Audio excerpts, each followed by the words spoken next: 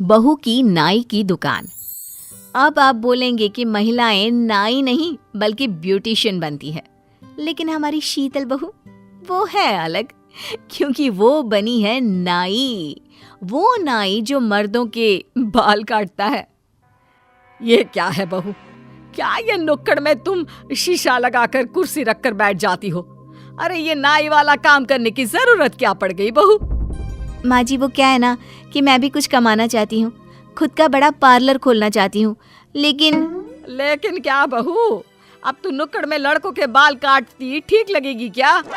माँ जी प्लीज आप तो साथ दे, पार्लर का काम करना सीखना था मुझे, लेकिन अभी लड़कों के बाल काटना सीखा ही था कि पापा ने कहा वो लोग एकेडमी के आगे के पैसे नहीं दे पाएंगे और फिर शादी करा दी। माँ जी ये भी किसी तरह कमा कर घर चला रहा है, उस पर अब मैं कहूँ कि मुझे काम सीखना है, मुझे पैसे दो, तो अच्छा नहीं लगेगा ना। अच्छा ठीक है जा बहू, लेकिन तू नाई कहलाएगी, ब्यूटिशियन नहीं, ये ध्यान रखना। अरे इससे क्या लेना देना माँ जी, क्या हो गया, काम तो काम होता है ना, आगे बढ़ने के लिए कहीं से तो शुरुआत करनी ही होगी। देख ले बहू, तू और तेरा पति ठीक है तो हम भी ठीक है, हमें फिर क्या परेशानी हो सकती है। खैर किसी तरह सब ठीक हो जाता है और बहू की नाई की दुकान चल पड़ती है। अरे क्या बात है शीतल, कल तो नुक्कड़ में तुम्हारी बहुत तारीफ हो रही थी। अच्छा क्या बात हो रही थी? वो रमेश है ना, वो बोल रहा था भाभी जी ने बाल काटा तो बिल्कुल हीरो स्टाइल में। बोल रहा था बड़े से बड़े पार्लर वाले ऐसा बाल नहीं काट सकते।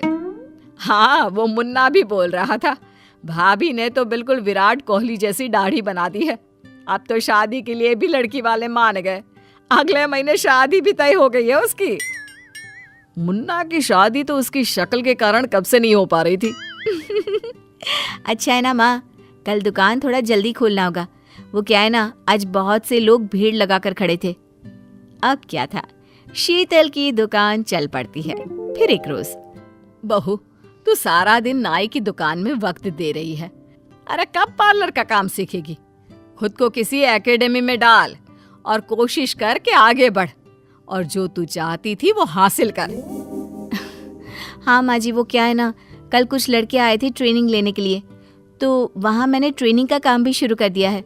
माँ जी अब नुक्कड़ से निकलकर बाजार में बड़ी दुकान लेनी होगी। ठीक है बहू, देख ले जो सही लगे। बहू अब बाजार में दुकान ले लेती है, घर को अच्छे से बनवाकर सजा देती है और रहन सहन में थोड़ा बदलाव भी आ जाता है, जिसे देखकर सबसे पहले जलते हैं पड़ोसी। ये नाई बहू ने अपना घर 2 तल्ला और बना लिया, अब तो धूप भी नहीं आती है। तो तू भी बनवा लेना, क्यों नहीं बनवा लेती? तू भी ऊपर वाला माला बनवा ले, फिर ऊपर जाकर धूप ले लेना, क्यों? हाँ लेकिन पैसे कहाँ हैं हम लोगों के पास? भाई इज्जतदार लोग हैं हम, कोई नाई नहीं है। पड़ोसियों की बात सास के कान तक भी जाती है, वो भी चकित हो जाती है। ये तो मैंने सोचा ही नहीं कि मेरी बहू नाई कहला रही है। बहू ने तो कहा था कि जल्दी से वो इस काम से पार्लर का काम सीख लेगी और लेडीज पार्लर खोल लेगी, लेकिन बहू ने तो उल्टा लड़कों को ट्रेनिंग देनी भी शुरू कर दी है। आज आए तो बात करती हूँ उससे। शाम को जब बहू नाई की दुकान बंद करके घर आती है तो सास का विकराल रूप सामने होता है। बहू अब बहुत हो गया, नहीं सहन होता अब मुझसे, पानी तो नाक के ऊपर चला गया है। अरे पर क्या हुआ माँ जी? ये लीजिए माँ जी, आज की कमाई के 10,000 रुपये, इसे आप अपनी अलमारी में रख लीजिए, वो कल ननद रानी आने वाली है ना, तो उन्हें दे देना। सास सब भूल जाती है कि वो बहू से किस बात पर लड़ने वाली थी। नेहा बिटिया आ रही है, लेकिन उसने तो मुझसे बात ही नहीं की। वो क्या है ना, उन्हें कुछ पैसों की जरूरत है, मुझसे कह रही थी कि भाभी ब्याज में पैसे दिला दो। मैंने कहा घर पर माँ से ले लीजिए, तो कल आती है तो स्नेहा को ये पैसे दे दीजिएगा, ठीक है? अरे जीती रहे बहू, जीती रहे, स्नेहा के लिए कितना सोचती है तू।